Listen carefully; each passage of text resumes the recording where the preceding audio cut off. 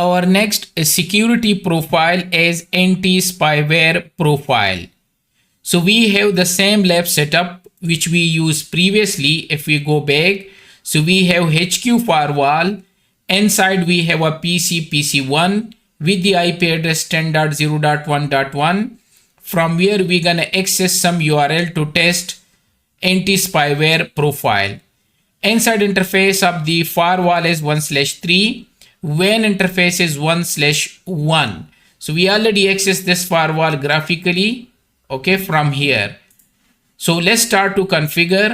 The profile name will be AS profile, and we're gonna attach this security profile to our security policies. The security policy name is LAN to internet. We will go to LAN to internet action, and under the profile previously we attach antivirus profile. Next we're gonna test anti-spyware profile. Again, make sure that you have the valid license. So if I go to device and if I go to licenses, so I already have a valid license for a threat prevention. Okay, so the license is okay. Second thing, that make sure that you have updated signatures for thread and antiviruses. So for thread, you can check manually as well. Check now. Okay, and it will show you the latest signature. Right now I have installed this one. So there is the updated one, the last one, okay, 092, and you can click download to download the updated signature for the application and thread. Also you can do it schedule as well. So this is schedule every Wednesday. This time you can make them a daily basis as well, and you can do it on any day. So this one is Wednesday, you can change them as well, and this is the date and time. It's better to make them a daily, okay, and you can put the time, and you can say that I want to download and install this signature automatically. So you can schedule as well. And right now I done manually, and I install the download basically the updated signatures.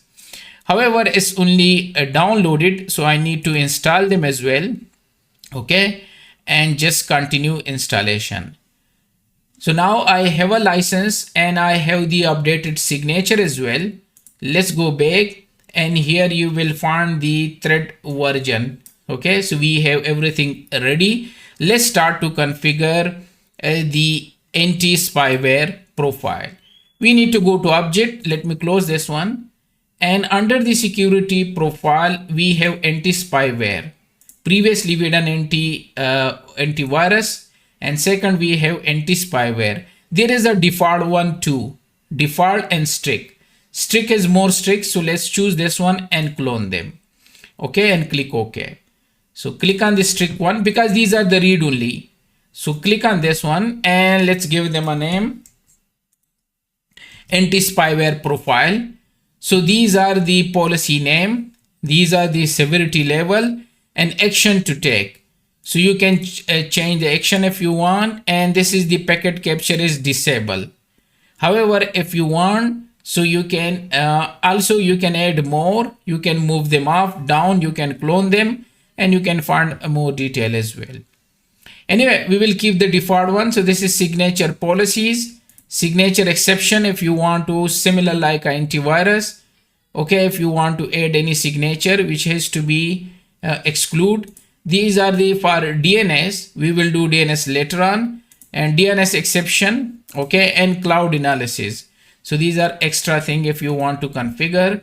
So we are done with the strict rule, and we give them our own name, AS profile. So our anti-spyware profile is ready. Next we need to go to policies, and as per our setting we need to attach this anti-spyware profile to our policies, okay, which is LAN to internet.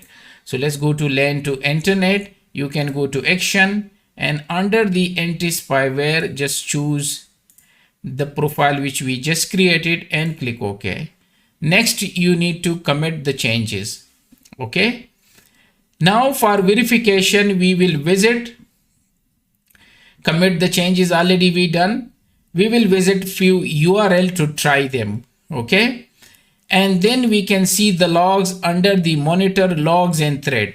Okay. So if we go back to monitor under the thread, here you will find three things: viruses, spyware, and vulnerabilities logs under the thread, which we discussed theoretically.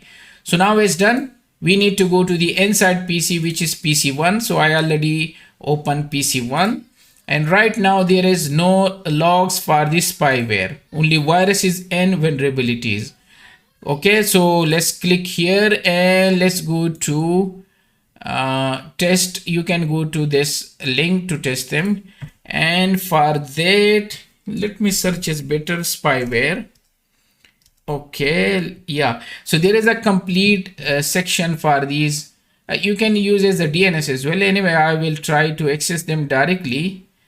Okay, let's go down. If we have a direct URL, okay, all these are the spyware. Okay, you can ping them as well, and you can access them as well. So let's try this one. And if I try to visit, okay, and also let's go down if we have any other good link to visit, at least to test them for spyware. All these are the spywares. Okay, so let's see, let's go. Okay, let's visit this one as well. Let's try to visit. Okay, these two are enough. Let's see if we can refresh and see the spyware. So here we visit only two. So you see spyware, and here is spyware, and these are the link which we visit from LAN, and this is our PC1 IP. Okay, and this was DNS because it will check the DNS entry for these logs. So here is and has been dropped. Okay, and it was the URL which we visit, if you remember, and this was the drop packet by NHA. These are spyware.